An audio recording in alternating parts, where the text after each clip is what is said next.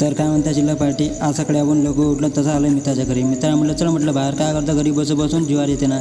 मग बाहेर आलं मग काय आपल्या बकरीचे पिल्लं दिसले. बापाने म्हटलं कधी दिले बा पिल्लं, तुम्ही ते आजच दिले म्हणते. म्हटलं चांगलं आहे रे, मस्त आहे म्हटलं.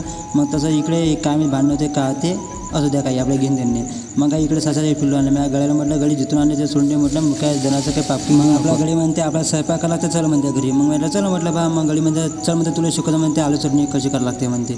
मला शिकव म्हटलं बा. तसं काय करतं कधी ना कधी शिकायला लागेल ना आपल्याला. काय करता लग्न नाही झालं तर मग गळ्यानं शिकवलं बा. पहिले कांदा गिंदा टाकला, तेलबील टाकलं मस्त मध्ये. मग गळ्यानं टाकली हळद टाकली, मग चटणी टाकली.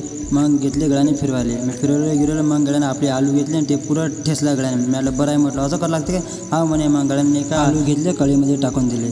मग कढईमध्ये टाकलं तर मग गळ्याने घेतले फिरवायले. मग गळ्याने पहिले सांडच घेतली. मग सांडच पकडलं मग फिरवलं गळ्यानं.